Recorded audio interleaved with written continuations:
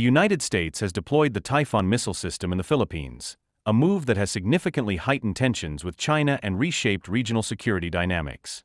The U.S. Army introduced the Typhon Mid-Range Capability (MRC) missile system to the Philippines during joint military exercises. This system, developed by Lockheed Martin, is capable of launching Tomahawk cruise missiles with a range of up to 1,600 kilometers and Standard Missile-6 (SM-6) missiles with a range of over 200 kilometers. These capabilities allow the Philippines to project force within its exclusive economic zone and potentially deter regional threats. Following the exercises, the U.S. and Philippine governments agreed to keep the Typhon system in place to enhance military readiness and interoperability. The system has been relocated to various sites on Luzon Island to improve its mobility and survivability during potential conflicts. China has strongly condemned the deployment, labeling it as extremely irresponsible and warning that it could lead to an arms race in the Asia-Pacific region. Chinese officials argue that the presence of such advanced missile systems escalates tensions and undermines regional stability. Despite China's objections, the Philippine government maintains that the deployment is a sovereign decision aimed at enhancing national defense capabilities. Defense Secretary Gilberto Teodoro Jr. emphasized that the acquisition and deployment of the Typhoon system are completely legitimate, legal, and beyond reproach. Future prospects: the Philippine military plans to acquire additional Typhoon missile systems to bolster its defense posture. Training exercises with Filipino soldiers are underway to familiarize them with the system's capabilities, although live-fire exercises are not currently planned. This development underscores the Philippines' strategic shift toward strengthening defense ties with the United States and enhancing its military capabilities in response to regional security challenges.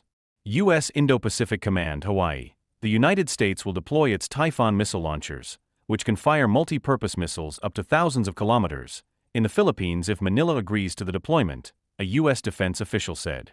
The official, authorized to speak on the mid-range missile system deployment, said the U.S. is ready to deploy the Typhoon Mid-Range Capability missile system that the Philippines plan to acquire as part of a push to secure its maritime interests. The U.S. Army deployed the mid-range missile system in northern Philippines last year for annual joint military exercises with its longtime ally. If the Philippine government agrees to it, I would say the answer is yes, the official said at a briefing here for a small group of Philippine and Japanese journalists on the U.S. Department of State's first the Friends, Partners, Allies program. If they say no, thanks, then the answer will be no. The official added. The Navy Marine Expeditionary Ship Interdiction System or NMESIS, an advanced anti-ship missile system developed to provide the U.S. Marine Corps with the ability to strike surface vessels from land-based positions, was also used in the Balikatan exercises this year. We think, ultimately, the deployment of Typhoon or NMESIS or Japanese hypersonic is a very positive thing towards deterrence and war avoidance, the official said. The U.S. missile deployment in the Philippines during military drills angered China, which warned that it brought huge risks of war into the region. China's defense ministry said China remained highly vigilant and opposed the deployment, the first in the Indo-Pacific region. The Armed Forces of the Philippines, AFP, said no country or foreign entity can dictate on the Philippines, especially on defense and security matters, as it assailed China for raising a howl over the deployment of the Typhon missile launchers, while deploying its own warships and Coast Guard vessels in the West Philippine Sea, WPS. The defense official also called China's plan of declaring an Air Defense Identification Zone, ADIZ, very plausible. The biggest question is timing. In order to effectively implement an ADIZ, you have to have enforcement capability, the official said. Meanwhile, United States Ambassador Mary Kay Carlson thanked President Marcos yesterday for welcoming and engaging in productive talks with U.S. Director of National Intelligence Tulsi Gabbard last week. While details of the closed-door meeting are not being revealed, the discussions included matters of mutual interest for both nations. Thank you, President, for hosting Gabbard, for a productive discussion on the importance of our intelligence partnerships, Carlson said in a post on X.